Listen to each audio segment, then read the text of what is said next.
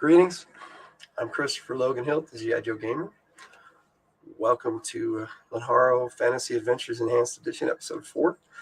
Today we're going to be taking a look at our creature guide, and then we are going to create some creatures. So let's put the comments up here so we can chat with people as they make some comments. It looks like it's just us at the moment, Cody, but who knows? Let me introduce the Tiger as I bring up the creature guide too. Welcome, Tiger. Hello. All right, so we've got the creature guide here. I'm going to put this up by itself for a bit, and then I'm going to show off Tiger's lovely cover that she drew for it. And then basically the way the creature guide is laid out is by category of creature.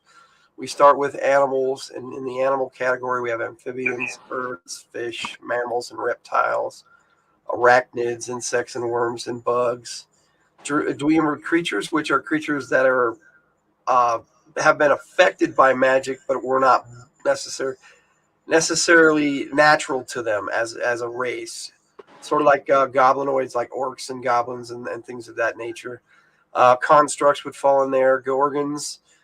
We have anything that can turn to stone or turn you to stone is considered a gorgon. So like gargoyles and Medusa. We have living spheres, lycanthropes, and pseudo-undead in this category as well. So this would be where your vampires are, but that would be fall under your pseudo-undead. Humanoids, we have the general species and distinct species. General species are like guards and general lifestyles and things of that nature. Morphic creatures, we have blobs and shape changers. We have mystical creatures where we have dragons, fairy folk, legendary ilk, and Zariants. Legendary ilk are like animals and insects that are mystical in nature. Planar creatures involve devotees, which are like angels and demons and devils. Elementals, here's your fiends in here and their own category. But yeah, devotees are kind of like beings that are similar in nature to fiends, but are basically just either neutral or good and not considered a fiend. Hellspawn are exactly what they sound like. And then we have undead in this as well. Anything that is affected by the planes falls into this category. So that would include undead because they are bound to the spirit world, which is a different plane of existence.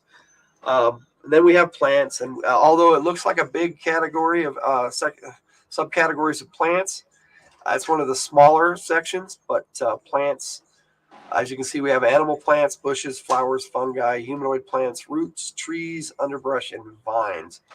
And then, of course, the creature guide has a big old index. But what we're focusing on today is our creature creation system. So I'm just going to go right to the charts, and I'll let the Tiger take over. She's going to create up to 4 creatures, depending on how much time we have. I'm going to show you what a creature creation sheet looks like. And basically what's going to happen is she's going to fill that out. So where it says the ability scores, agility, charm, insight, intellect, might, vitality, and power score, creature type, lifestyle, personality, those are all creature statistics. And then we will do the combat information, the referee information. But we'll get into that, and Tiger will go over how all of that works. So here is the creature guide, and I'll bring Tiger back up so she can do her thing. So what's first? Well, first we're going to do a Power Class 1 creature. Okay. We won't know what the size is until we determine what type of creature. Get the glare off my head. Okay. So the first chart, which you don't have up there right now, is telling of what kind of creature category we have. Okay, well, I will put that up. Creature category. It requires a percentile here. So it's chart 1 on the creature type charts. Yeah. So we're going to get a percentile out to see what kind of creature we are going to make. And you can see that on the screen, correct? Yes, but I can't. No, well, I can't read it. That's why I got the creature guide in my hand. I'm on a tablet, so I can't see the words. All right, I rolled 20 even. That's fun. Well, that will be an elemental, so go to chart 8. Elemental chart. A power class 1 elemental. That's interesting. All right, so it says to roll 2d4.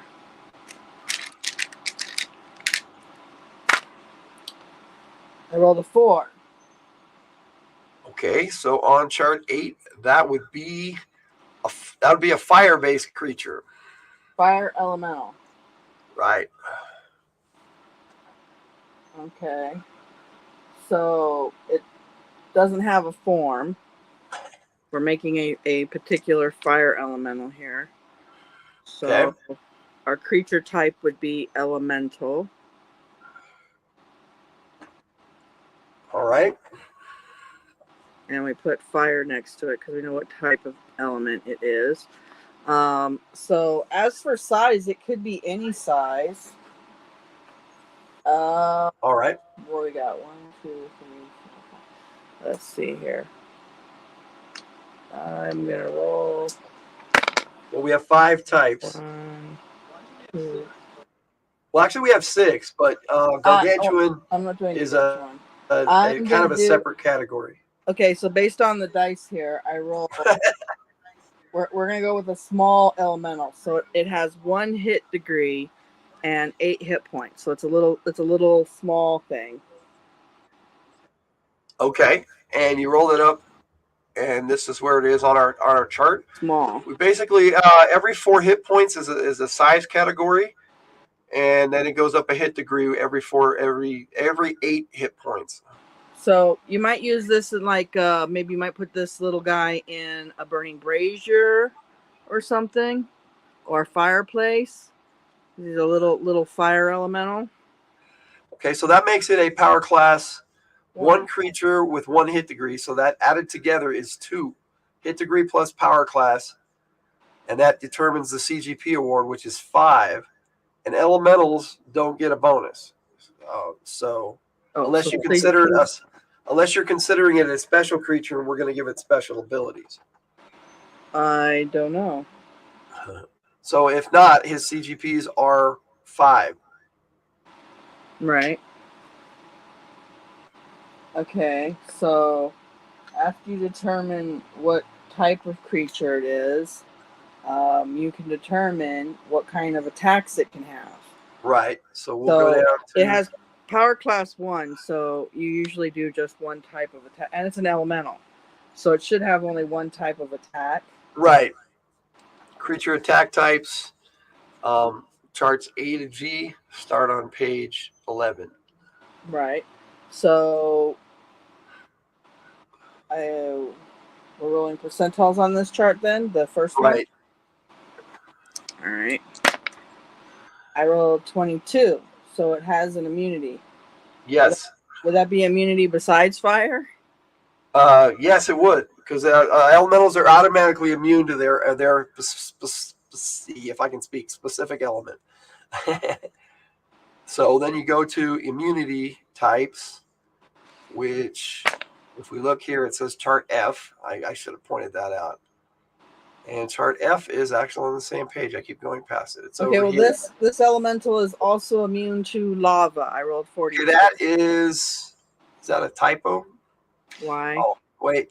No, I was looking at the wrong thing. So, nope, it's D. It's right here across. Okay. So special defenses, we put immune to fire and lava. So what did you roll? You rolled a 40 between 42 and 44? Yes, I rolled 40. Okay, well, that kind of makes sense. That goes hand in hand. But random creatures don't have to make sense. That's what makes it fun to roll up your own unique creatures. Okay, but that still didn't give it an attack. So would we go to a natural attack or something, or? Oh, right. Thing. Okay. We still need an attack here. So I guess it burns people. Well, it would. Yeah, and basically the way that works is it's a small creature, so I would say that's a D4 per hit degree, so it's only 1, so it does a D4 damage. Fire. So its number of attacks is 1. Correct. And it does 1d4 for its burning. That's correct. All right, and then we have on page 12, there's a creature defense based on hit degree. Yeah, I spotted something I need to fix, so I'm going to fix that real quick. Kind of what we do here as we go through. If we see something that needs to be fixed, we fix it. So what page did you go to? Oh, page 12 has creatures DR based Okay, on yes. hit degree. So it's a 1 hit degree creature. Is 10. Okay. It has a 10 hit degree. I mean, DR, sorry. DR is 10. DR is 10 because it has 1 to 12 hit degree. Right. Right. And then... Because what did you roll? You don't roll. It's based off of its power class. It's a power class 2 creature. Power class plus a D100. That's what this says right here. So the hit degree could actually... The DR could actually be higher. You see how it works? Oh, okay. You might get a creature you can't even hit at first degree here. Oh, I rolled that may be true. So its DR is actually 13. So you roll 11 to 15? I rolled a 15. Why? Yeah. So that would make its DR 13. Oh, wait. I rolled a 15. You Sure. get to add 2. You said to add 2. 15. Oh, because you had your power class to it, right. So that would make it 14. 18. So the DR would actually be 14. Sorry, 14. DR is now 14. Well, it's a fire creature and it's small, so you wouldn't want to touch it. Now you're going to use a weapon on it. Now, also, when we roll up the ability scores, that might modify the DR as well. Oh, well, that's true. And then based on the hit degree on the next page, on page 13, it determines the attack rating and the resistance rolls. But the resistance rolls is just for the refs use. Well, its attack rating is 12. Because it's 1 to 2. And again, its might score might adjust that. But then, like I said, the resistance rolls are listed here. And they're also on our referee's shield. So the ref has quick access to this chart. I must be in the first page. Where's its attack dice? You used to have a chart for attack dice. Is that somewhere else? What do you mean attack dice? It's combat die? Yeah. That does go by the hit degree, and I think that's up here on one of the first charts. Oh, yeah, okay. Small. It's a D8. Right. Here it is. It's on page 8. It's small. Clearly, we haven't done this in a while. There it is. Yes. It's small. Power class is 2. No. That's sorry. That the first part of that's not ignored. Right. Its power class is 2. It's 2, so it has a combat die D6. Unless we give it a lifestyle, which changes its combat die. Well, it's an elemental. I wouldn't think that it would have a lifestyle. We're just making a basic creature. And this elementals are generally neutral, so I'll put that it's neutral. Okay. I don't know what a lifestyle would be for a neutral elemental. What's its motivation? It's a summoned creature, actually. Right. So. Well, we get into the lifestyles here right after the creature creation. Do we? So we can actually choose one where on page 14 we have lifestyle and cast, and we get into it. We have animal, hive, insect, hunter, parasite, predator, scavenger, bodyguard, infiltrator, harbinger, messenger, slave, malicious, mindless, spellcaster, torturer, free-willed, overseer, and spies. I would imagine, since it's so small and it's summoned, that its lifestyle would be slave. Slave. That's what I was going to say too. It's a slave. You know what? I'm going to put right in here. These individuals are servants of a greater power individual who have no identity of their own, or have been summoned, or are summoned a summoned creature, or are a summoned creature. That way, when we update this, it'll be with the books. There we go. So, and it doesn't have a special combat die. Like say the messenger gets the common laborer combat die. You know, it's a D6. So that doesn't. So That I'm would going mean though. down. That would mean though it would lower it for higher, more powerful creatures. You know that, right? It goes by the lifestyle over the hit degree. Oh yeah, okay. Anyway, so going according to my list here, do we want to roll the ability scores of this little creature? That would probably work. And when we get the might and agility, I can give you the DR adjustments are on page 13. Are we rolling for like a character, a D10 yes. plus 8? Just like a character, yeah. All right. So I roll a 1 on agility. It's a D10 plus 8, just like laid out in the LPG. So its agility is 9. Right. And for a creature, you would just go right down the list. Yeah. But as a ref, you can determine if what its best ability score should be. Like for this instance, for a fire-based creature, that would either be insight or agility, I would think. The 9?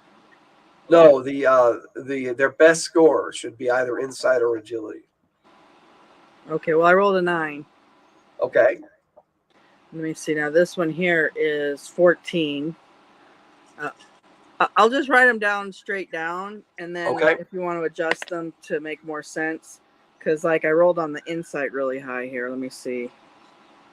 That's a 17. What we're basically doing is showing how a ref would actually create a creature randomly using this creature creation system. Yeah, 13. I got a 10 might. And let me see. A 15 vitality. Actually, it looks pretty good the way it is. I got a 9 agility, 14 charm, 17 insight, 13 intellect, 10 might, and a 15 vitality. You don't think it would have a better agility? I don't think it moves much. Like I said, you probably could put it in a burning brazier or a fireplace or something like that. Okay, that sounds kind of cool. Maybe it's inside of a lantern. All right. Small creature. So what did you get for its might score? 10. 10. So yeah, it doesn't have a bonus. It's just a regular. Yeah, I would have no AR adjustment or damage adjustment. I would imagine you want it to pick anything up anyways. It'll start it on fire. Right. The agility is also 9, you said? So it wouldn't have a DR adjustment. So that takes us back to the top because everything else that needs to be filled out is just referee information, correct? Well, we do need to determine a move base, and it should be based on size. It doesn't have a high agility. So a small creature generally has we usually give them generally a 6 move base, which I don't think it would be any faster than that. Do you? No, not really. Again, that's kind of referee information to set the move base. How fast do they want this thing? Well, we usually go by well, our rule is, ref can determine however they want what move base is, but we've had small characters have a move base of 6, medium-sized characters like a human or humanoid type creatures usually have a 12, and then the bigger races usually have an 18, and then obviously if you go in with large and or not large, but huge or anything like that, their move base is going to be really big because they're huge. But that's just a general rule of thumb though, because you could have something like a Catman, which could be really small and have a 24 move base. Correct. Let's see, 10. So what are you working on right now? I'm trying to get the power score. 9 plus 9 is 18. Okay. 9, 2, 3, 4, 5, 6, 7. So it has a power score of 78. Okay. Okay, and we got no special attacks because when we rolled our attacks, we just got another immunity, so there's none. Right. And then number of possessions usually, well, it's a summon creature, so it would either have none or if it's a master gave it something. So generally, I would say none. Okay. When you summon the creature, it's going to have no possessions. Correct.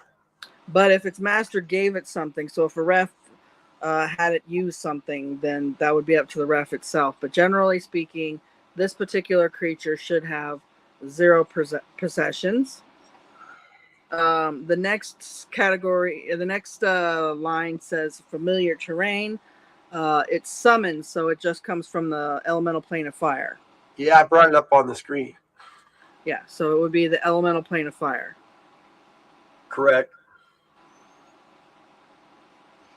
Or just any fire. No, it came from the elemental plane, though, specifically. Percentage encountered. Oh, that's like how rare this creature is. Hey, I actually spotted a typo on that character sheet, that creature creation sheet. Did you? Yeah. Where? See at the top where it says name? Oh, I know. You put name on every single. Yeah, that shouldn't be there. I know that. You put name on every single one. When I was formatting it, well, I had that in there. Now all the names of all my creatures are named. They're all just named. Well, I fixed it on the actual sheet itself, and I will. I'll go to the back of the creature guide and fix it there too. Okay, so yeah, I can have names for my creatures now, huh? Instead of just names. Size too. Is it name? My creature's name is name. Well, for your purposes of your sheet that we printed off, you can. Wait! It's an elemental, so it's Name. It's a Name. The Name. This fire elemental is a Name. So the word name at the top of this doesn't need to be here either. So since this is a summon creature, your percent encountered doesn't really matter. If you have the spell summon elemental, it usually goes by hit degree. So if you summon a single hit degree creature, you'll most likely get this little guy. If you get a one hit degree fire elemental. So the percentage chance of encountering this thing is moot. So put 5. Okay. Because it's extremely rare. And the number encountered would just be 1. Right. Now in the creature guide itself, we go into the detail of how all that works in the description of the game mechanics, which starts on page 14, and basically we have the description of a general description of the creature, creature resistance rolls, creature type and classifications. Basically, we go through like with the lifestyles and determine what everything is and give a description on how the ref determines these things if they're not using the chart, and what these things mean, what these terms mean. So if you're trying to show off something behind the screen, nobody can see it. Exactly.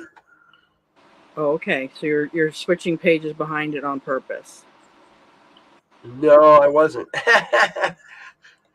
That's what I'm talking about. Okay, well, see, I'm up here on I've got it now, where we're basically looking at the description of the terms, which happens right after the charts, starting on page 14. Okay. Well, the next line that we have to fill out is activity phase. Now, it's an elemental. Elementals don't sleep, so its activity phase would be any. It could be active at any time. Right. Day, night, activity phase. Would be any. And then the next line is diet. Well, because Right. the fire elemental, its diet is anything combustible. So it would be special. You It'd can be a special well diet. you can throw something. You can throw like paper in there, or give it coal, or give it some wood to eat. You know. It wouldn't be considered omnivorous because it really Hey, can't. this kind of reminds me of Calcifer from Howl's Moving Castle. Yeah, me too. That's kind of funny. But yeah, you determine whether it's an herbivore, an insectivore, or whether it's omnivorous or whether it has a special diet. So in this case, the elemental would have a special diet. The example given here is ticks feed on only blood. So Okay, as for magic resistance, we didn't roll magic resistance on its does ability. it say magic resistance or anti-magic? On the sheet, it says magic resistance. It should say anti-magic. Oh, you switched it? We did a long time ago, but we must have forgot to change it on the sheet. I'm willing to bet it's in the creature guide. Unless you roll it. But it's not. Yeah. Well, unless you roll it, it doesn't have any. All right, so I'm fixing it here too. Found some typos.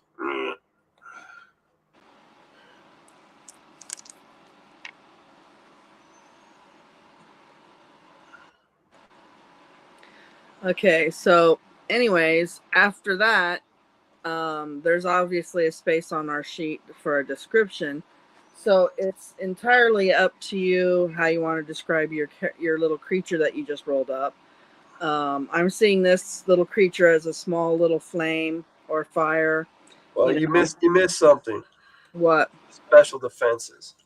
I know I didn't. I wrote that down when we rolled it up. It's immune to fire and lava. Immune to fire? Okay. Well, we didn't go over lava.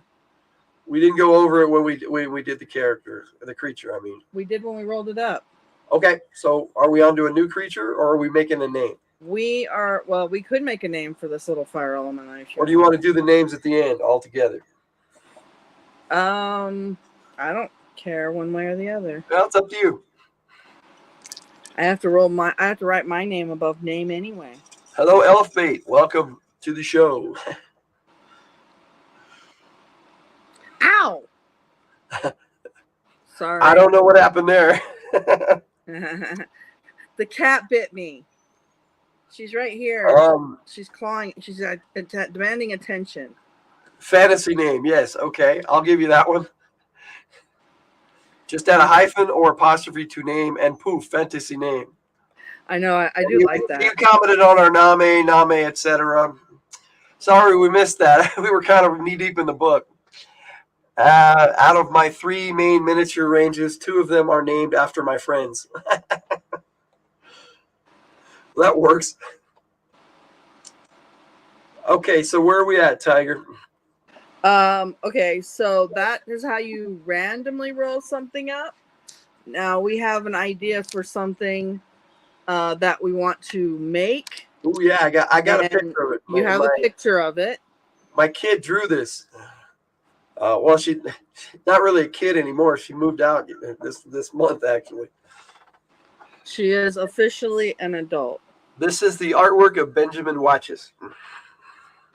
And told us that it's a druid. So a druid creature is what you call it, yeah. Well, yes, but we don't have the lifestyle of druid, but we do have a lifestyle of naturalist. Right. Well, that's a profession of a religious man. So the lifestyle would actually be religious man. Well, we'll put RM/naturalist. That'll work. Because that's specifically what this wolf-like creature is. And we already have, based on its shape, that it's an animal, a mystical animal. You would consider that legendary ilk, yes. But on the chart, it says something different. What does it say on the chart? It's just a mystical creature, and then you go to 14A for type of mystical creature. Let's see if we can actually use the charts for this. 14A is here on page 10. Yeah, see, mystical animal. It would be a mystical animal, yeah. Human animal. It wouldn't be a hybrid, but no, it's not a mix. It'd be an animal, as if we rolled a 1. Yes, well, it's a mystical animal. So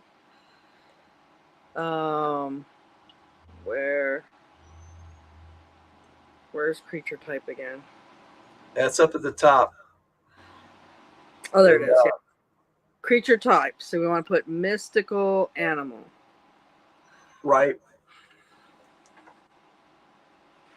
All right. And we were thinking that this creature was about a wolf size. So we're going to go with medium sized creature. Okay.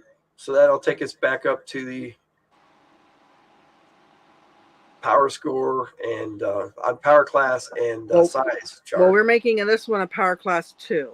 Okay. So medium power class 2 size creature has 4 hit degree and 32 hit points. And again, these are just average hit points and hit degree.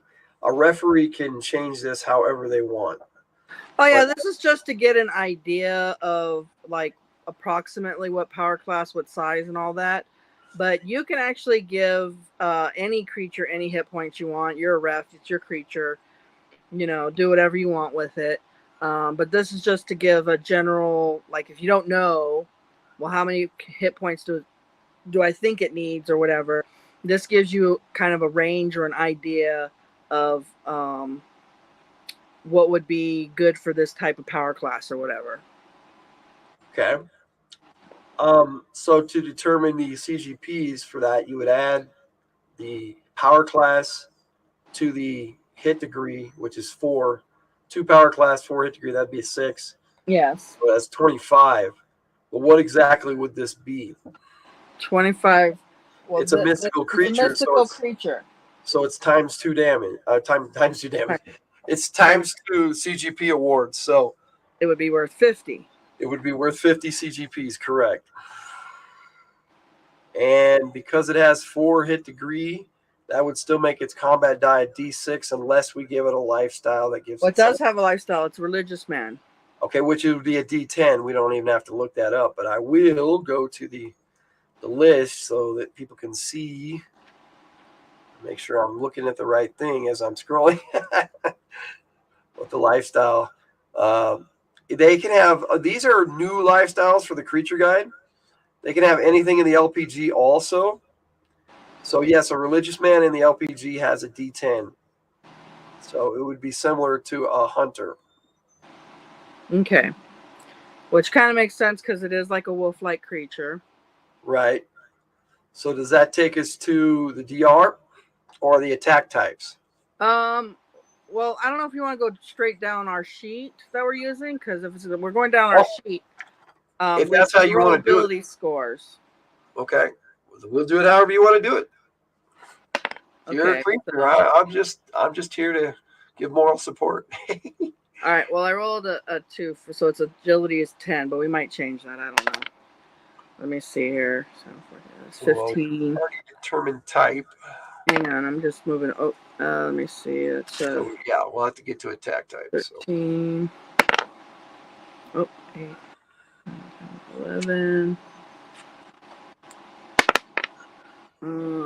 It's 13. I'm not rolling very high for this creature, but that's okay. Okay, let's see. Oh. Cody says, "Oh, good stuff. It is a game. I need to add to my collection soon." All right. Ads. Let me check my stuff at GM at GM Cody. I have doubles of books. Oh, they were talking about something else. Doubles of what books? Looks like Star Trek. Star Trek 4 source book. Oh. They started chatting without us because, we were off in our own little world too. Okay. So I rolled the ability later, DM Cody. I got ability scores here. So I got a 15 agility, a 10 charm, a 13 insight, an 11 intellect, a 13 might, and a 9 vitality. So you're going to need your adjustments, right? Well, I'm sure. Well, we can do that when we get to that part. But I just was going to figure out this power score real quick here. Let's see. It's 10, okay. 8, 9, 7, 21. Yeah, this is kind of like the slow, tedious process refs go through to create creatures if they want to. But we also have an entire creature guide that is over almost 400 pages long, full of creatures by all the categories we discussed at the beginning. So while she's determining the power score, Okay. I got his power score. It's got a 71 power score. Okay. As for personality, since it's like druidic, most naturalists and druids are neutral, so I would imagine this creature is also neutral. I would agree. All right, now I got a move base. Now its move base, if we go by what we said earlier, a medium-sized creature would be 12. But this is an animal and it's running on all fours, so I would actually go one more category up. So we'd like to do the move base in increments of 6. So I would go with 18. What do you think? That sounds right. Okay. A little faster than a human. Definitely. All right. And we already determined that it was size medium. All right. So then we go to the defensive rating chart. Okay. That's what's next on our little, if you're putting this on page 12. And you would roll 1d100 plus the power class. Well, you roll percentiles and add the power class, which we said is 2. Right. All right. So I rolled 64, so I get to add 2 is 64, 66. Wow.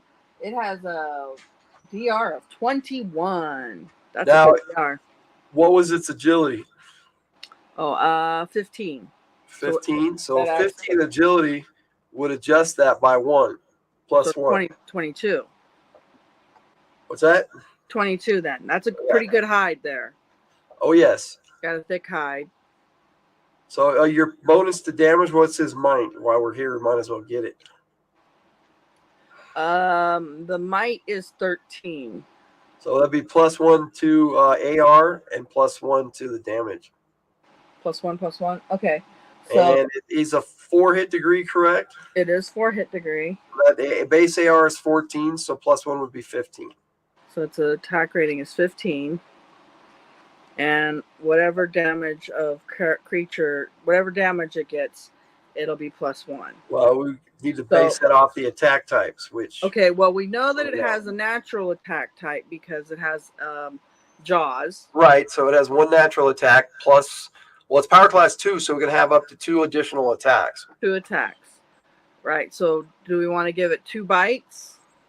Well, we can roll that up randomly, or you can just give it to him. Well, its natural attack is a bite. Right. So it could do maybe it could have claws, or it could have a tail strike. Okay, so when we get to additional attack types, since it's power class 2, do we roll 2, or we just determine 2? We can determine 2 or roll them up. This was what you had in mind. Well, one of them already is a natural attack. If you look at the artwork, the tail has these kind of what would you call that? They're spines. They're kind of like these turquoise spines. That's the color. Okay, well, we'll roll percentile for its extra attack type then, because it's a power class 2. It has a bite. And then let's see what we got. I rolled 55. Which would be... It says multiple limbs. Right, I think that would be the tail attack. Okay. But then we need to determine what's in its tail. Like, is it... Let me see. Well, multiple limbs would be chart G, which is over here on the bottom of the same chart in the bottom right-hand corner. We've already determined that it's a tail, and it only has 1 extra limb, so... I think it might have a toxin in those spines.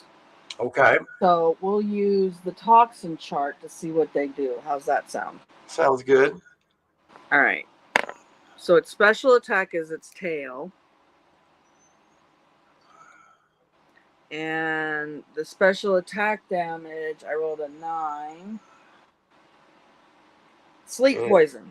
Toxins is chart K. Yes. And I rolled sleep. So its little spines put people to sleep. That's kind of cool. And then based on its size and jaw type, what do you think for a D6 for its bite? Or actually any of its, but either its bite or its tail, just doing a D6. I think the bite would be less than the tail, one way or the other. Like I said, that's a medium size. You go do weapons by size. It's a medium sized creature, so it has a medium sized weapon. So wouldn't that be about a D6? Well, I can actually look that up in the res guide real quick. I happen to have a copy. Or you know what? I'm going to use my screen. Okay, fine. Use your screen. Well, that has all the information right where I need it. Medium is D6. See, I already knew. My screen. So it doesn't matter if it bites you or if it hits you with the tail. But if it hits you with the tail, you have a chance of getting put to sleep with its spines. Well, that's kind of cool. Plus, it would do a little bit of damage. So you think the tail would do less damage than the bite? No, just a D6. It's just a D6. For both? Yeah. Okay, that works. And since now we're going back to our list and going down the line here. Since it is a animal, I would imagine it has 0 possessions. I mean, where are they going to carry it? In his tail? That would be on your referee information. Yeah, I put it up on the screen. All right. And then its familiar terrain would most likely be forest or anywhere natural. Right. Because it would be based on the druid that created it, right? This is true. Or enhanced it, or however it came to be.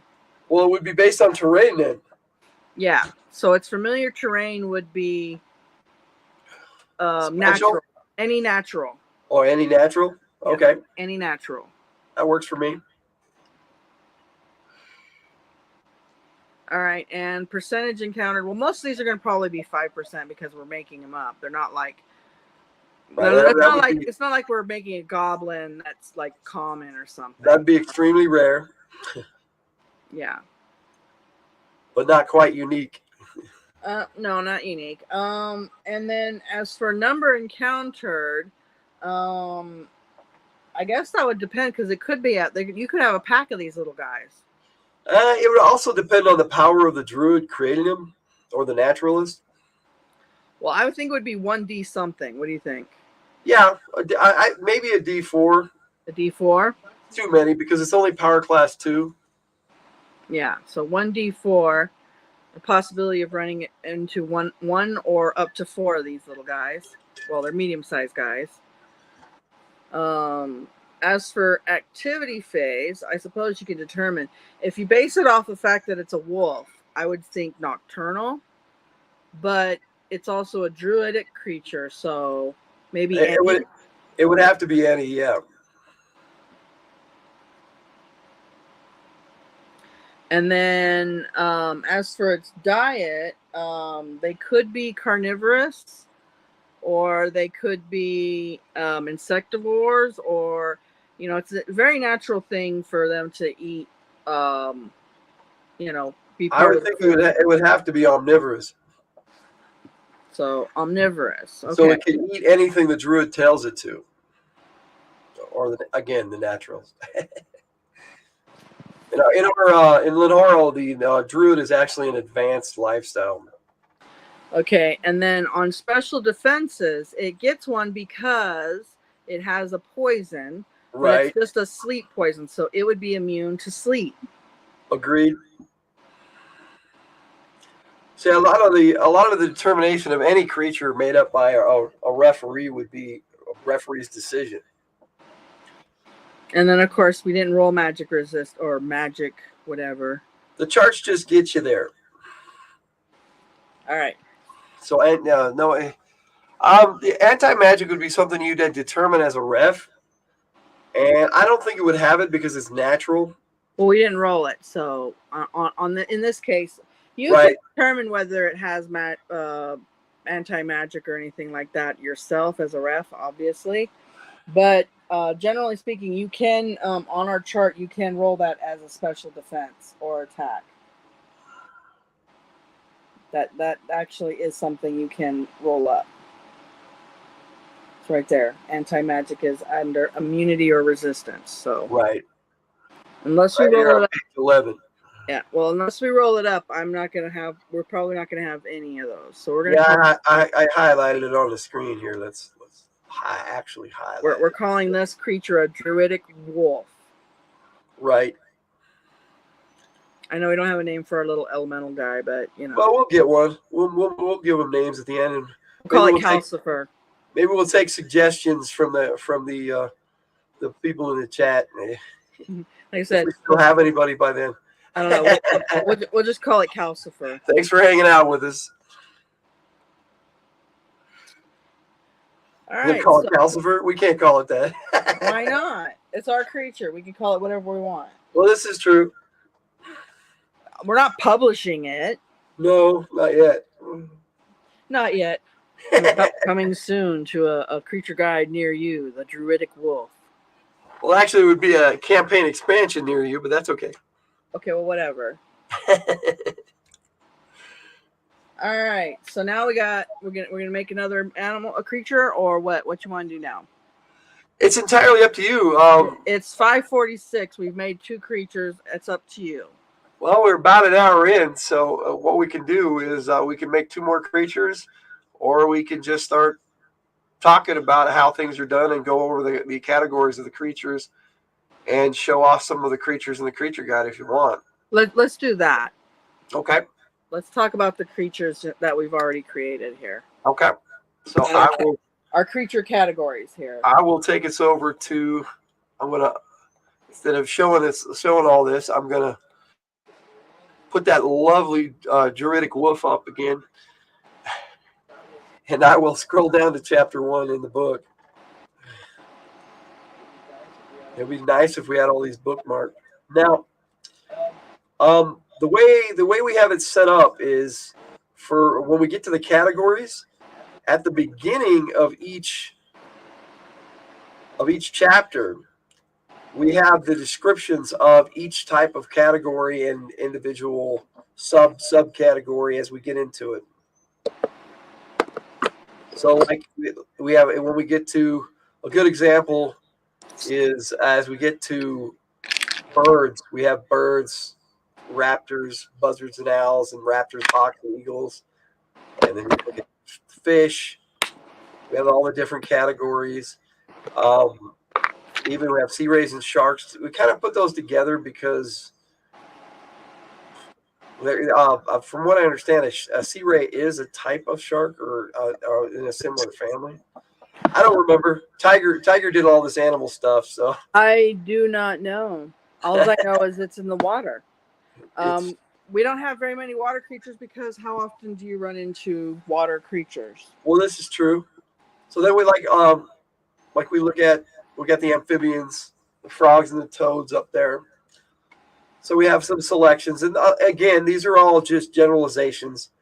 Rest can change things however they want, and so if they want a power class 1 dire frog to have more hit points, that would actually up their power class a little bit, possibly. But they can have more than 12. They don't even have to have 12.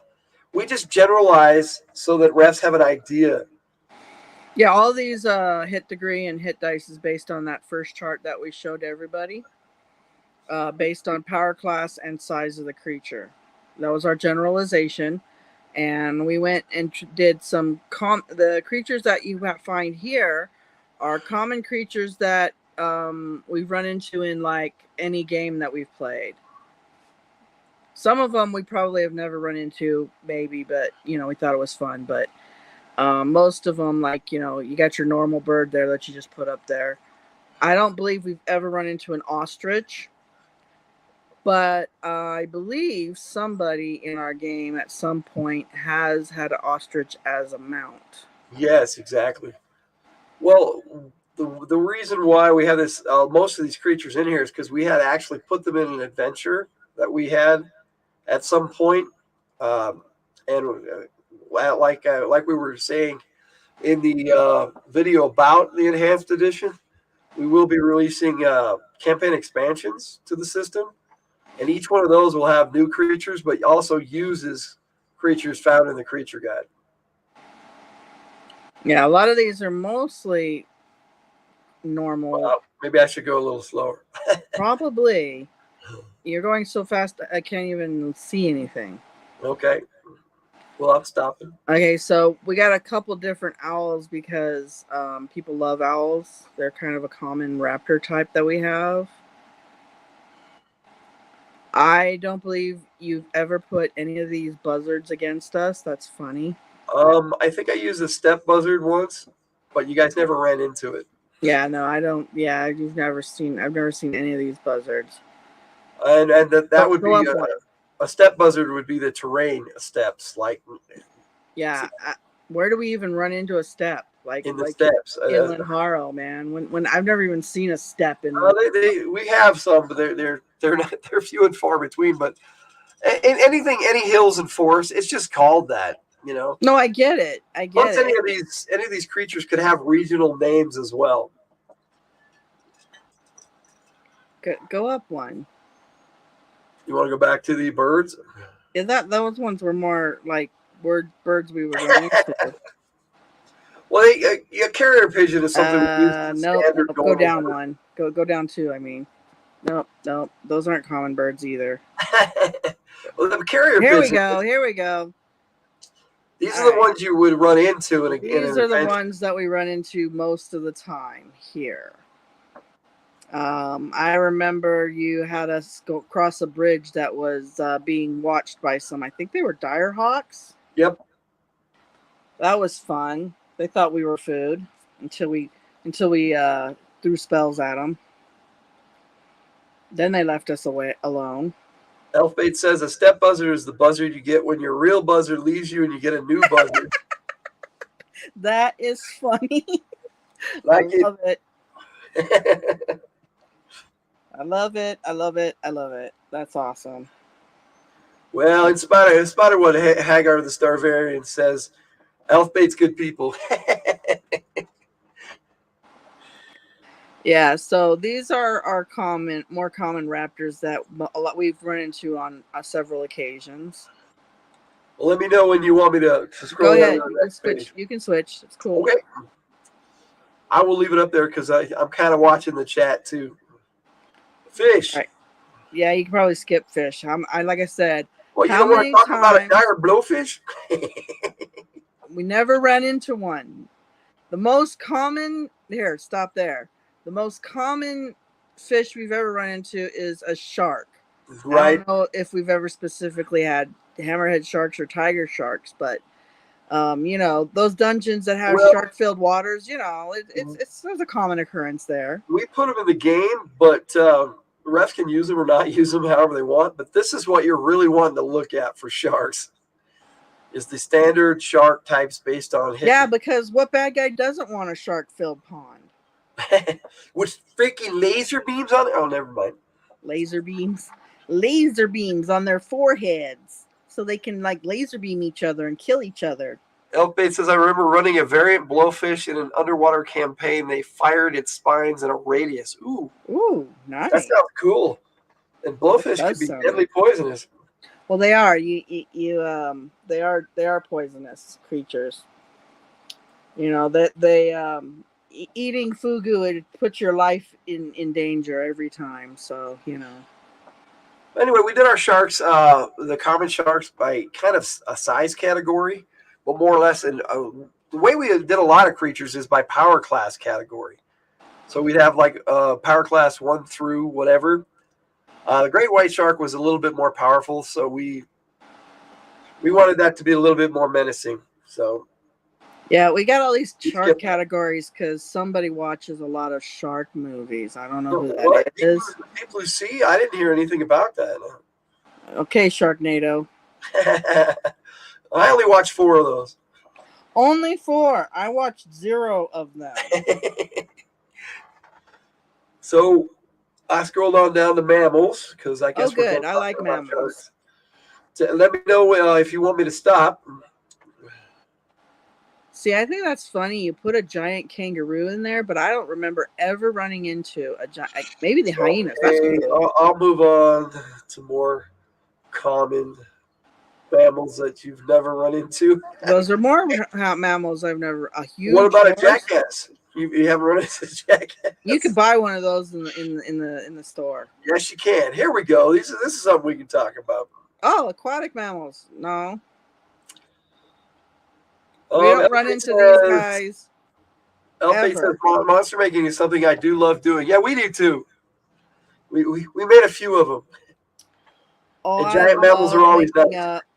I love making up monsters and playable creature people. You know, like races, playable races. I love coming out with playable races and creatures. That is my specialty. Our latest book out is called the Support Creatures book, Lenharrow Support Creatures. Tiger wrote that. I just kind of cleaned it up and No, added. he most don't let anybody. He mostly wrote it. I just came up with the creatures. That's it. Yeah, you did pretty much everything in that book. No, I really no, I didn't. No. Anyway, well, I just organized it really because that my favorite thing to do when I was first starting out. I loved playing like the ranger or a mage with a familiar. And one thing that I was really disappointed with D&D is it didn't really get into that for your character.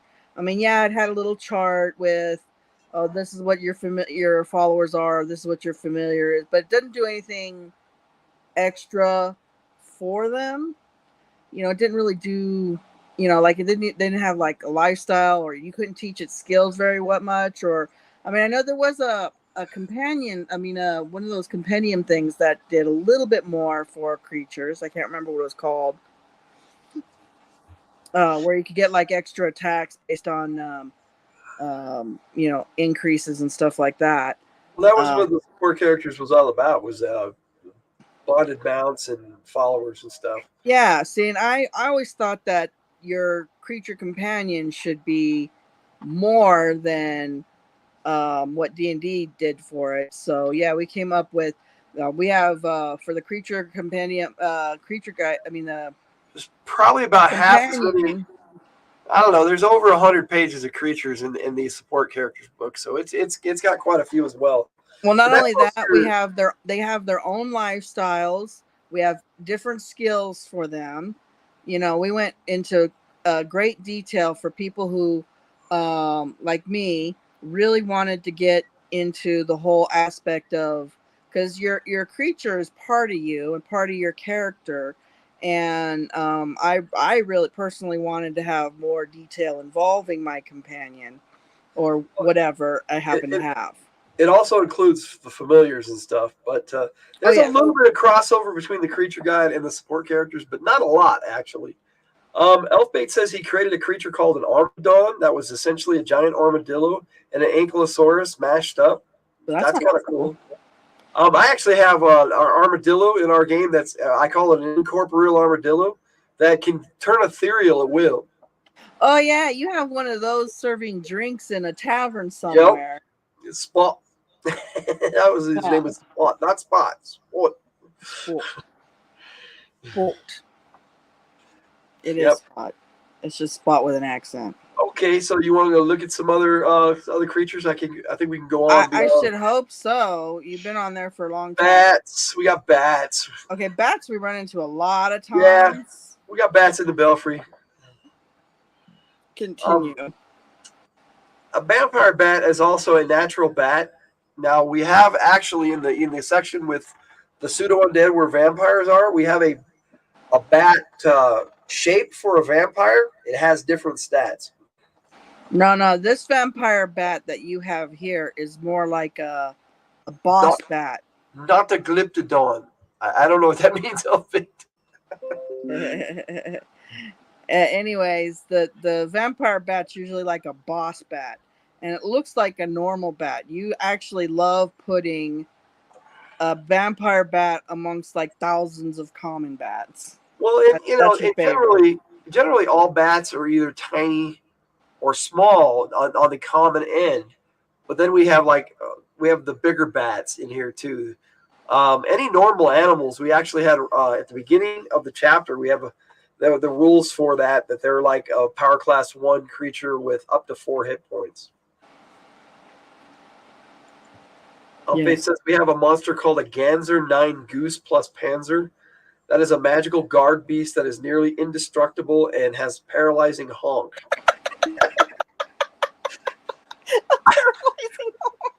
I love the stuff you can come up with in role playing. It's just a lot of fun. I really enjoy it. All right, I think we're done with bats. Bears, yeah, well, we've dealt with bears lately, so. Oh, of course we have bears. We love bears. Got bears. We got canines, dogs, and the jackal. Yeah, well, we got war dogs. Are always a good thing to have. Yeah. Guard. This would also include the wolves. We have a whole page of wolves. Yeah. And basically, what we do is we don't actually have a full on description. Down below, what we have is like combat ideas for the ref. The ref can really run it however they want.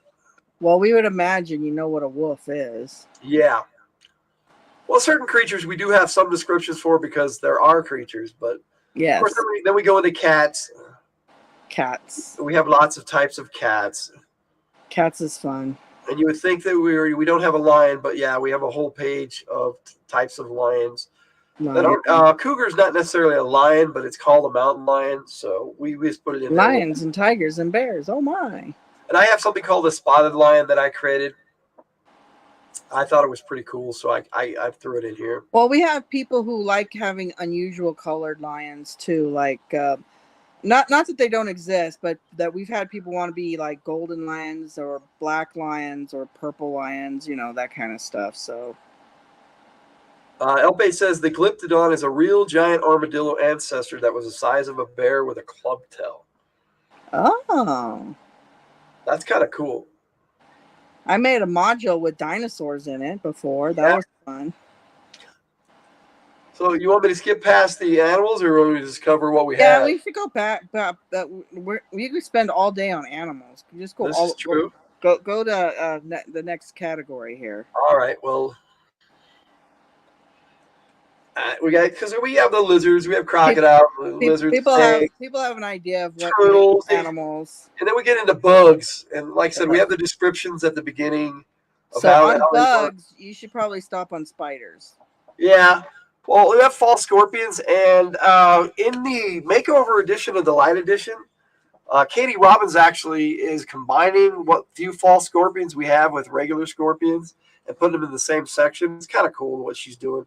Yeah, she's doing a lot of really cool work. She's got so far the players and the rest guide out for the light edition. It's kind of nice, and she has done a lot of really super nice work on those.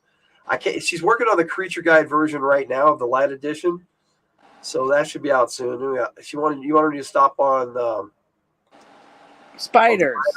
Well, because we got scorpions. Well, I know we got scorpions, but we run into spiders. We have lots of spiders. We run into spiders more often than not. Spiders are a dungeon staple.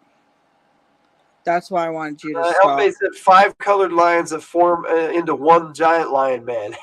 Yes. The right arm and the left arm and the head and the leg and the other leg. And then you put the right arm and the left arm together to form the magic sword.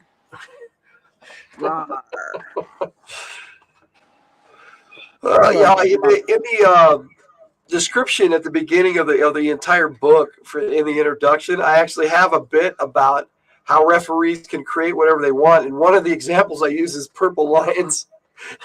Is it really? Yeah, that's funny. Anyway, we have the common spiders. Basically, this is by your kind of like almost like power class until I get to the great spider, which kind of controls other spiders. But we have, like I said, we have lots of spiders. I group them by categories. We go from common to deadly. Well, anytime you go into a dungeon, you're likely to run into a spider of some sort. Anytime you go into the Underdark, which is rare because it's deadly and dangerous, Now, you could run into a spider. supposedly, you're 5 feet away from an arachnid of some sort at any time on Earth. I don't know if I believe that, but that's what they say. Anyways, you can walk through the woods and run into a spider. I think spiders are a very common attack the party with creature. The next category of spiders is tactical, which means they basically use special tactics, which is in the name. That's so fun. Oh, yeah. I love having tactical spiders. Well, the heart spider goes right for the heart, and if he bites you, he turns you to stone. I think... That was the stone spider. The heart spider paralyzes. Yeah, the stone spider's a little itty-bitty thing. Oh, yeah. And you can't even see it, really. It's like Indiana Jones. You might have one on your back and not even notice. And if it bites you, you have a chance of being turned to stone. But you could kill it before it gets to bite you. That's fun, that one there. I remember one time you actually had somebody bought a stone spider from a traveling... he didn't know it was a stone spider, but they bought a stone spider from a traveling merchant that was in a cage for whatever reason. Elfbait says he often just reskins things where he needs them. Once used regular scorpion swarm to represent a swarm of water scorpions coming out of the shallows in a seaside cave. Yeah, that's kind of our whole point with our creature guide, Elfbait. We're given examples, and a ref can do whatever they want with it. And that should be the same with any game system, I would think, but that's just me, I guess. Like I said, then we have spider breeds, special types of spiders like the giant. We have giant jumping spiders, funnel spiders. Tree spider is actually a very common spider we use a lot. Forest encounters and whatnot. We hate widows, by the way. We have ticks, the crawling insects. This is where your so gross antlion is and your giant earwigs. Oh, come on. That's getting gross. We're getting gross. Crawling insects. You have your fleas. Fleas are jumpers. I hate Most people fleas. think they fly, but they jump. No, they don't. Tiger did a lot of research on bugs and animals, and we tried to make them put them in the proper categories and everything. Then you have flying insects, naturally. The huge praying mantis is probably the one I use the most. But I like the assassin bug. That's a real bug, and it's nasty, and I thought it would be really cool to put in here. Then we have ants by category.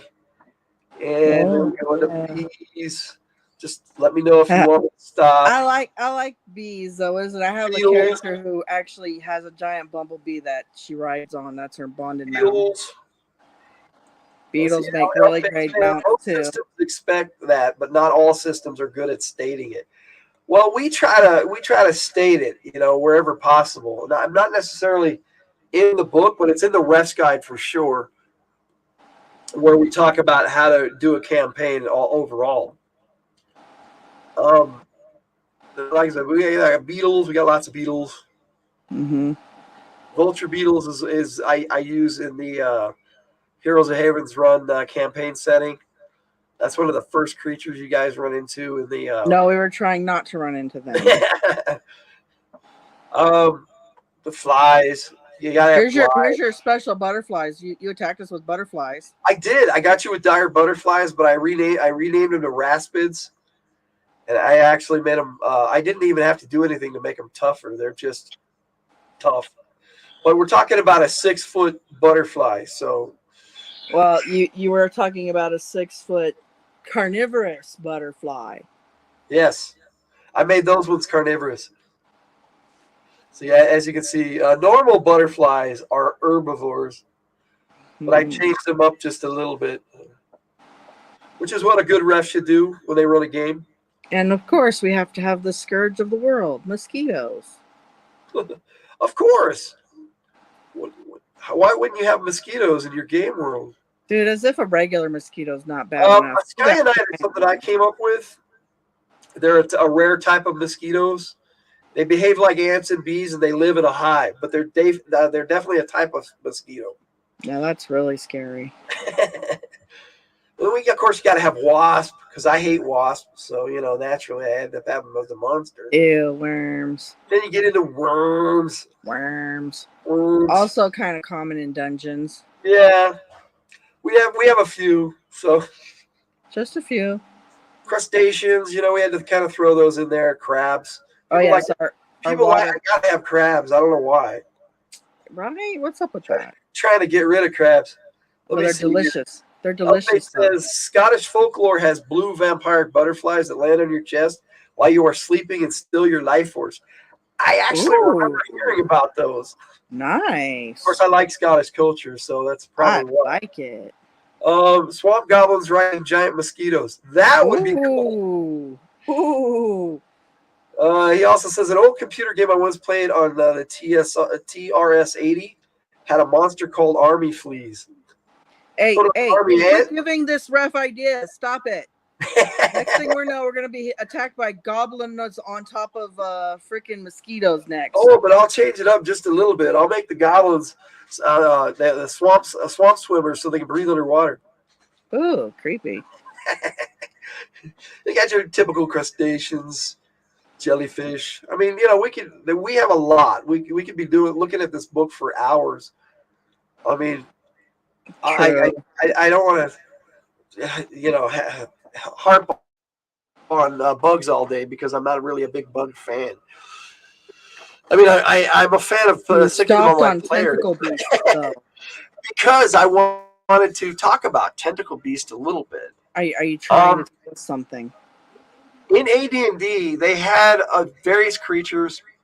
Oh yeah, that were tentacle-like beasts, but they didn't have a category for them. But yet they had a bunch of them, and one of them they called I think it was called a roper.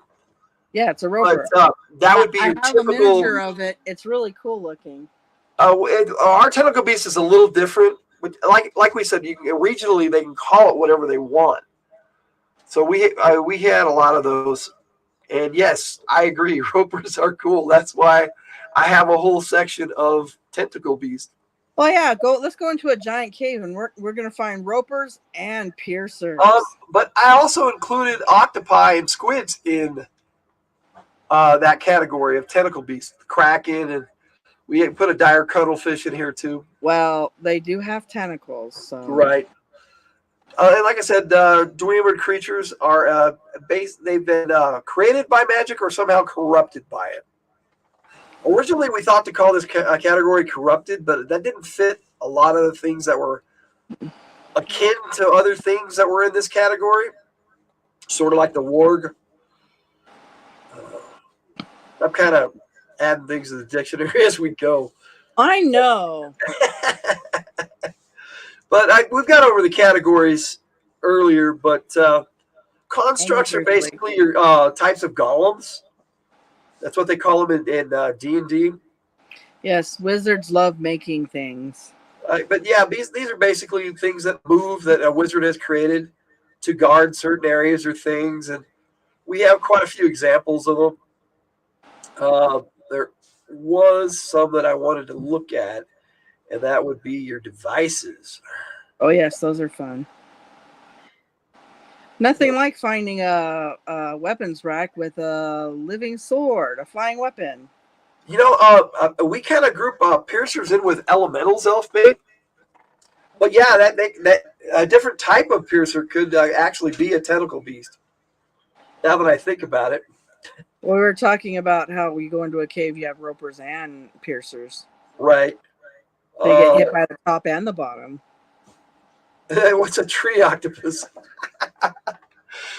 Is that something that's real? That doesn't make sense. That's the official D&D lore. Okay. Wow, that's fun. Okay. Well, like I said, I wanted to talk about devices a little bit. I threw the Juggernaut in here because I like that thing. Just a big old wagon with weapons on it that meanders around and runs everybody over. It's the thing you never want to run into. Yeah, it's the thing you never want to run into.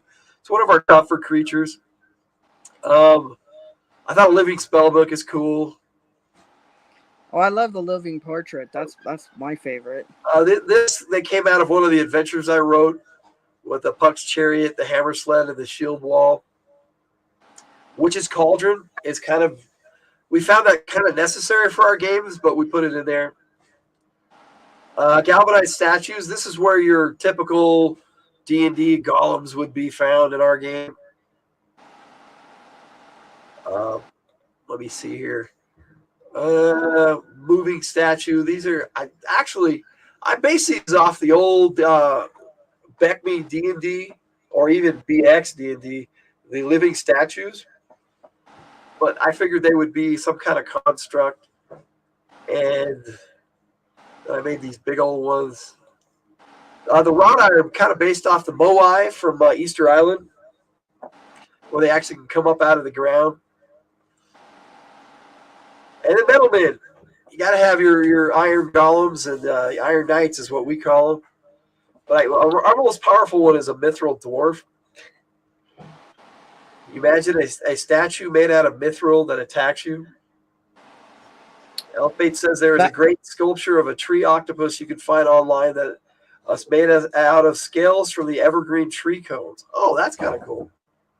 Oh, neat. We'll have to look that up.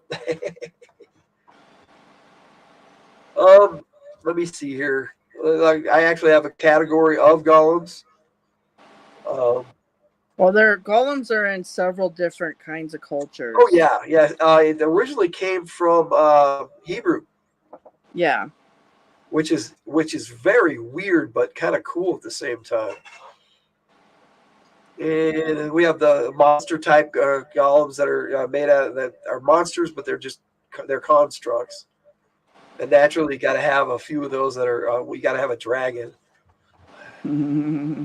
So yeah, we put those in there. And then goblinoids. We have a large section of goblinoids. Bangers is something that we created, or I created for a book I wrote. Elfbait says, I'll have to find my art for the Temple Golem and share it on the Discord. That would be cool. Thank you.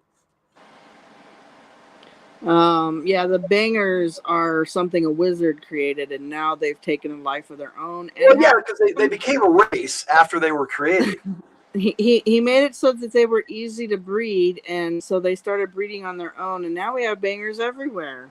Well, they're part bear, they're part man, and they're part tiger. So, Tiger actually drew a picture of them once. Then we have some extra types based on, like I said, power class is the way we do a lot of these, especially the goblinoids. Bugbears. Yeah, the standard bugbear is more powerful than a power class 1 creature, so we actually did these a little different. Well, because bugbears are in Legends, so we looked at them up. The Skyny are corrupted dwarves that I created. Dwellers is as a staple in Lenharrow. That's something I came up with completely. They're corrupted humans. Right. Well, it could be any race, any demi-human race. It's something that just dwells somewhere and has been pulled into the its entire body has been adapted to that particular terrain, so much so that it looks like part of that terrain. Like sand dwellers are freaking scary. They can just pop up out of the desert sand and get you. Well, that's kind of how it is. They basically dwell in certain terrains, and we did a lot based on terrain and others based on other factors. Like I said, most of these are terrain, but we have one that's spike plant. We have in one of the adventures that I wrote called Grimdel's Keep. There's a wizard who created something called spike plant in that actually covers the entire keep. We would love to kill the wizard that created spike plant everything. We actually have spike plant dwellers. We have spike plant golems in that. And even spike plant spiders that actually live in the spike plant and have learned to adapt to it. Yeah. Spike plants are cursed. And they curse you. We hate spike plant anything. The survivors are kind of almost pseudo undead in nature. They drain life and they're pretty nasty. And then you got your goblin kin, which we have your demons. Demons. They're not really demons, but they're called that. It's because they look demonic. They're actual animals that have been corrupted by or created by magic, like the warg for goblin riders and stuff like that. They're ugly. Well, they can be. Like the brain harvester we threw in there because it's basically a harvester that has been corrupted in some manner that they want to just eat brains. Eat your brain. Right. Like zombies. Then we have corrupted bugs. No, we don't want corrupted bugs. Legendary creatures that are corrupted, like I believe we have a black unicorn, but that might be in a damned in the damned section. And then goblins. We have the 4 basic types of goblins, and then we have a bunch of extra little goblin types. And it wasn't enough to put on a different page, so because the next section of goblins is hobgoblins.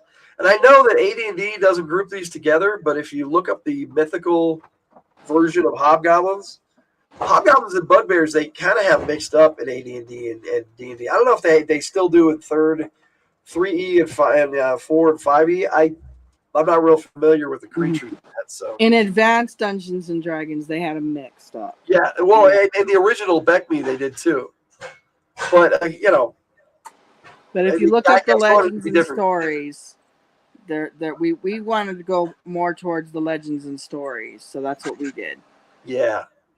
Well, then we have the corrupted witches, which are hags, is what we call them.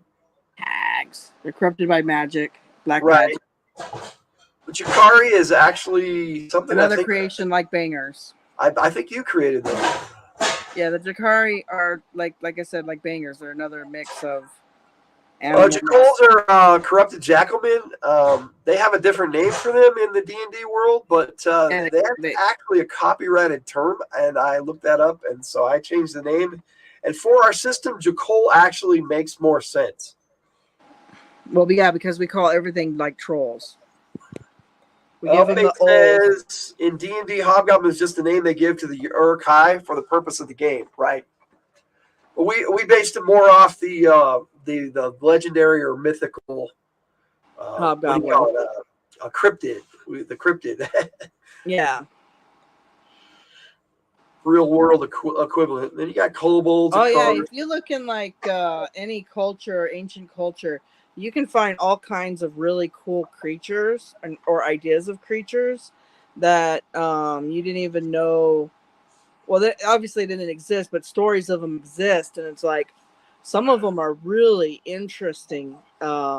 Yes, like house fairies and things like that. It's just really some of the mythical lore of other ancient cultures is very fascinating, and you can go look at that and make your creatures based on that. Those stories had to come from somewhere, right? Well, we made a lot of stuff based off actual mythical creatures and legends and stuff. Board Knights is something I created. A wizard basically created this race. They're kind of like a corrupted lizard man, which in AD&D is corrupted. But we have a lot of races that were created by evil wizards and now have a life of their own. Of course, you got to have ogres. Well, yes. And then we have spell casting ogres, which are. I got +9 against ogres. Same clan, different vintage, right? Okay. Orcs. We based them off of, like I said, power class. We kind of gave them little names like grunt, leader, lieutenant, captain, and chieftain. Rest can do with that what they want. And then we have like types. Orcs is fun. And then we have an uncommon orcs even. And in our last episode, we actually used the deep orc. Yes. Ow! Torque is actually a good orc. Yeah, we do have some good orcs. There are some good corrupted creatures that are trying to come out of the darkness, as it were. And I know this is a really weird combination, the Rakshasa and Troglodyte, but this That is the is only. very I didn't have a place for Troglodyte, so I just kind of stuck it here alphabetically with the Rakshasa. How come you didn't put the troglodytes with the lizard men? What you mean the Mortonites? Yeah. Well, now that I think about it, if you look at the actual description of what a troglodyte is, it's a human that's been corrupted. So it Well, might that's as well be a true. dweller. The movie that used troglodytes was Cannibalistic Underground Humanoid Dwellers or something like that. Cannibalistic Humanoid Wasn't Underground Dwellers. Chud Wasn't it is what it was Chuds? called. Yeah. Of course, you got to have trolls. We have bunches of trolls. Bridge trolls. Yeah. Gotta have trolls. And then we have bigger trolls, of course.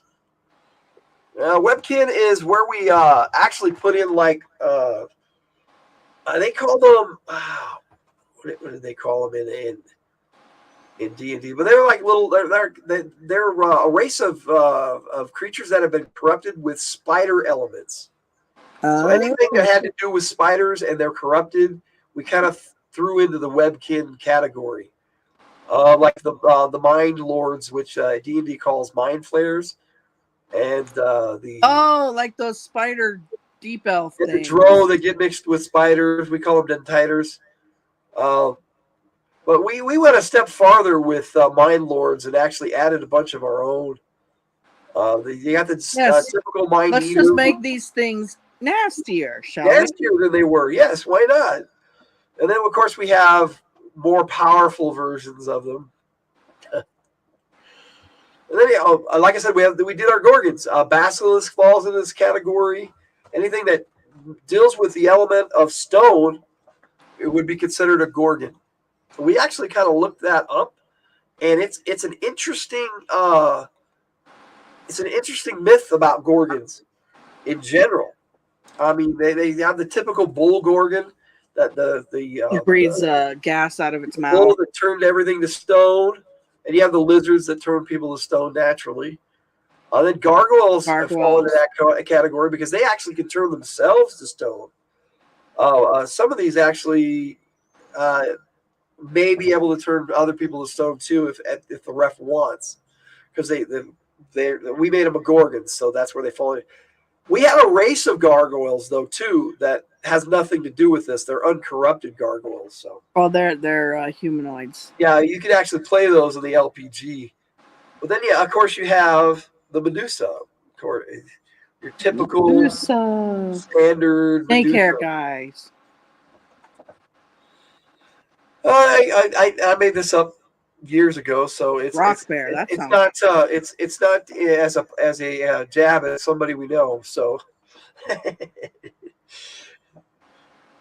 we have like living spheres. This would be any kind of like will-o-wisp would fall into this category. Basically, we separated them by what they do. If they burrow, we have burrowing types. If the eye tyrants fall in this, so like your beholder, that's kind of what these are. We call them a little different because we love the eye tyrant. Who doesn't love a bit good beholder? You just get those creepy ass things, and they come out and they cast 50 spells on you, and you're dead. You know, that kind of thing. We have floating types, the flying types, and rolling, and then we actually had the other one that I really like is the teleporting types. Oh, that's lovely. That's fun. And then you go into our lycanthropes, and I think lycanthrope is a misnomer because it really means werewolf. Oh yeah, lycanthrope. Actually, I found out what it is. It's a therianthrope. Right. Which you might want to change the name to. Therianthrope is it's a common term accepted for corrupted people who turn into animals. That's the reason why we have the category still called lycanthropes.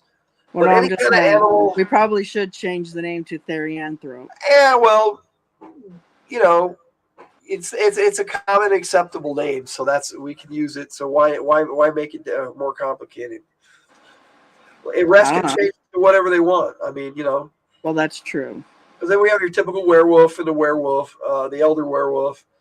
But we have weird things like were spiders that can only be catmen. Yes, were spiders. Gotta watch out for them terrible catman spiders. Then we get into our pseudo undead, which is where you find a lot of stuff, like the damned. Death Marks is scary. Yeah. Liches fall into that category where they have their own subcategory. We actually had a person played a character who turned themselves into a lich once. That was fun. This is true, man. She went all up into it too, and she didn't realize she wasn't quite dead yet. She goes, "Am I not dead? Not yet." No, but then you said the last step was to remove her heart, and she did it. And I was like, okay, now you're undead. Now you're undead. Now you're undead. Now you're a lich. Mistreavers is something I made up. Mummies falling into the damned. Shadow Knights is another creature I came up with. Creepy. And then you got vampires. Oh yeah. But vampires they start out powerful. But in order to have them in beginning games and stuff, we have the vampire forms which they can go up against, and then we have the minions, where you have your familiar, your zombies, your ghouls. These are all technically vampires. Yeah, so you can throw these guys at them to work your characters up to finally get their master. But you can't have a creature guide without vampires in it. No, that would be truly tragic. But we also have variants that we came up with ourselves. One of my favorites is the vampire spider. Yes, we know how you love your spiders. Shunning is something Red Selenius came up with, and it's a type of vampire that's way different. They resemble humans, but there are parts of them that are way like they have 4 teeth in their mouths. They only have 4 teeth. He went into a major description of what these vampires are. Of course, I based the Strigoi off the TV series The Strain, but nobody saw that, right? That was good. That was creepy. If you've never seen The Strain, that was a creepy vampire series. Modern day vampire attack. It was very interesting. It started out like you thought it was going to be another like some kind of plague movie or something, but it became way different real quick. It freaked me out. The worms in that just freaked me out. I combined vampires and race together in a unique way. I think. Let's make them worse, shall we? Yeah, let's make them worse. Then you got to have your humanoids. That's your most common creatures in any world, aside from bugs. But we did typical stuff like bandits, poachers.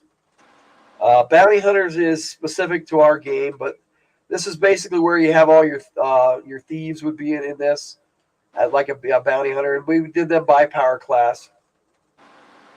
Then we did the commoners, where you have your a basic commoner and a more powerful commoner. Yes, we do not have ultimate powerful cooks. Okay. I don't know how many times cooks and chefs come up in adventures. It's just so weird. But they're not. These are common ones. This isn't Steven Seagal or anything, guys. No. But they can be any race. That's why we have the different types here. We have distinct and then general. Because the general ones here can be any race the rep wants them to go up against the city guards, huh? So if you have guards, they don't have to be human. And then, of course, we have local watch. And how many times we had characters go up against them? Oh, we specific keep guards. A lot of these are very similar, but I just gave a lot in here for more ideas for the ref to use. Let's see. Elfbait says he has spiders in his campaign known as tyrant spiders. They're named so for the crown-like nest they spin on the heads of the victims they poison and take control of. That's cool. I like that. Yes, he just gave me another idea. Yes, he did. In civilized areas, they hide under hats. That would make sense. You could have actually, if you did like a Arabian Nights type campaign, they could be under the turbans. I don't know why I just thought of that. course, you got to have your military men that are above the typical guard, and then we have nobles because nobles are a staple in our campaign, and religious men. These are based off our lifestyles from the LPG. A lot of these savages is again the same, where you have your basic natives based on power class, and then we have some scholars thrown in. This is where you have your warlock, your witch. These are the uncorrupted ones. These aren't hags. No, these are normal people. The normal people that can kill you, yes. Then, like I said, we went to distinct species, and we based a lot of it off our LPG. So you got to have your. Those are the common animan. I mean, Right. Obviously, animan can be any type of animal person, but in our game system, the ones that are the most common are like catmen and wolfmen. You can run into them almost anywhere. But we also threw some in here that aren't in the LPG, like the bug folk. Yeah, we never run into any of them. I've never seen one. Actually, I think you had a praying mantis man once. Elfbait says they ran into somebody's port city of those tyrant spiders. They are, of course, his players. We have like insectoids. Like I said, these aren't in the creature guide, but this is actually something a ref could convert. I mean, they're not in the LPG, the player's guide. No. A ref could actually take these, and a player could turn them into a character if a ref wanted a character playable race. Scorpions are in the LPG, but some of these other ones are not. And Spiderians, of course, are from the LPG. Drolls are our dragon men. We have the basic common droll and a few descriptions based on terrain. We have alien drolls, which are drolls that come from outside the world. Naturally, I've never seen that. alien. Then you have your typical 5 dwarfs from the LPG. Well, yes. And then we have the rare dwarfs that aren't. And we did that for every race. But we'll focus a bit more on elves. Seeing how Night Elf Bait, thanks for hanging out with us.